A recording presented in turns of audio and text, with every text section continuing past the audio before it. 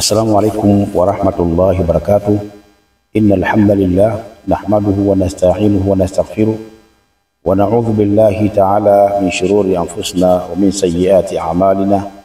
من يهده الله فلا مضل له ومن يضلل فلن تجد له وليا مرشدا. أما بعد kumshukuru Mwenyezi Mungu Subhanahu wa Ta'ala na kumtakia ziada za rehema bwana Mtume Muhammad sallallahu alaihi wasallam. Ndugu yangu, ikamate dua hii kubwa sana, dua hii adhim sana.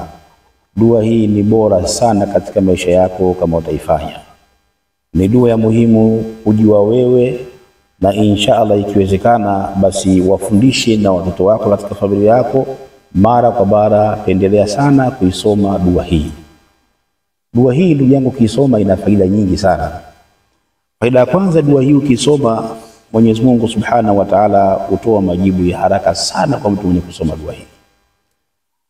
Dua hii ukisoma Mwenyezi Mungu Subhanahu wa Ta'ala anakuepusha, anakuondoa na mabalaa mbalimbali katika hii dunia. Mabalaa ya majali, majanga mbalimbali na hata maradhi. Mwenyezi Mungu Subhanahu wa Ta'ala anakuweka nayo mbali sana ukisoma na kudumu na kusoma dua hii.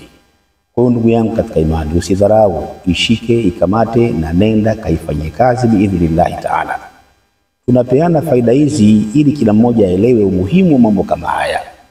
Kwa hiyo ikamate hii dua na nenda kaifanyie kazi. Na inshallah niwaombe ndugu zangu katika imani, wale wanaotaka kujiunga katika dua yetu kufunga mwaka utakaifanya tarehe 25 ya mwezi wa 6 katika mwaka wetu wa Kiislamu, kabla tujaingia mwaka mpya, basi tuma piga namba hizi upewe maelekezo namna kujiunga katika dua hiyo. Na namba ya kupiga ni 0788905151 na Vodacom ni 0793052052. Ndugu yangu, twende katika hii dua nikupe maelekezo yake na uone jinsi gani utaweza kuifanya dua hii. Kwanza kamata maelekezo haya. Dua yenyewe ni aya moja tu inayopatikana katika surati An-Najm. Inayopatikana katika surati An-Najm. Nitakuelekeza ni aya ngapi, alafu unaifanyaje aya hiyo ili kwenda katika dua hizo. Sikiliza kwa makini sana sehemu hiyo. Hii ndugu yangu katika imani ni aya inayosema laisa laha min dunillahi kashifa. Laisa laha min dunillahi kashifa.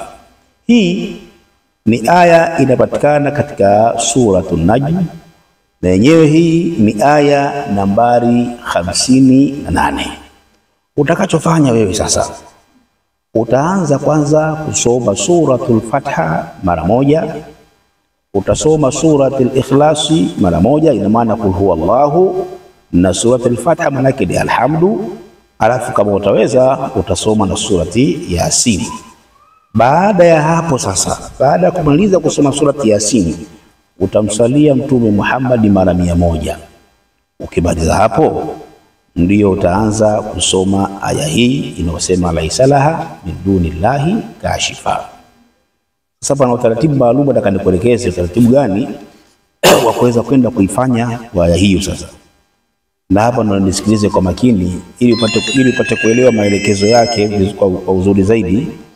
Na hata kwenye grupu zetu zile mbili za WhatsApp tutaziweka hizo ili kila mmoja aweze kuzipata na aweze kuzielewa utaratibu wake. Ni hivi sasa.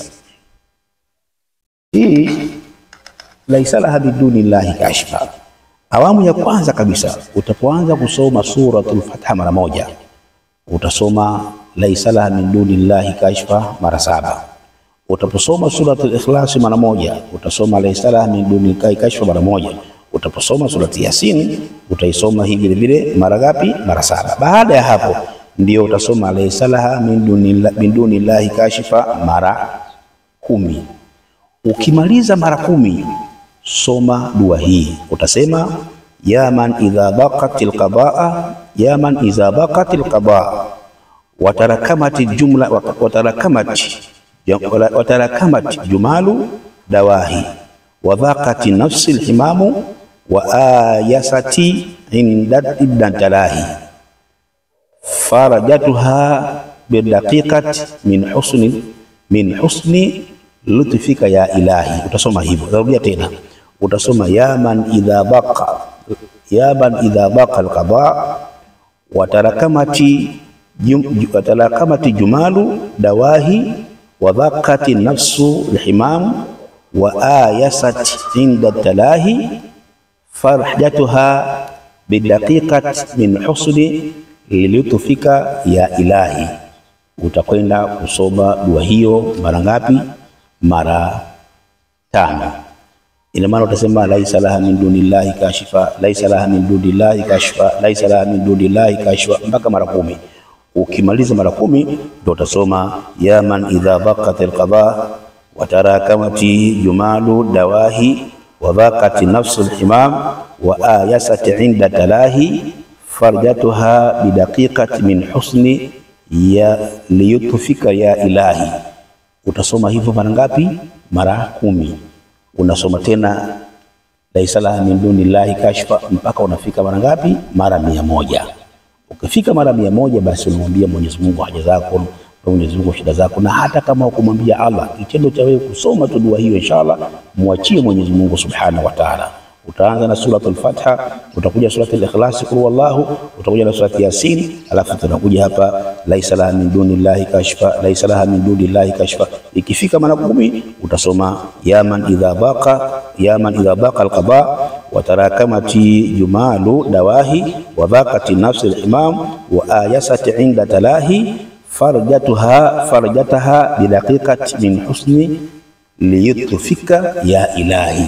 Utasoma hivyo inshallah mara 10. Baada hapo utarudia tena laisa laha min dunillahi kashfa, laisa laha min dunillahi kashfa mpaka unamaliza dua yako hiyo. Wallahi Mwenyezi Mungu Subhanahu wa Ta'ala atakukinga na atakuondosha na mabalaa mbalimbali. Kwa hiyo ikamate na ifanyie kazi dua hiyo. Wassalamu alaikum wa rahmatullahi wa barakatuh.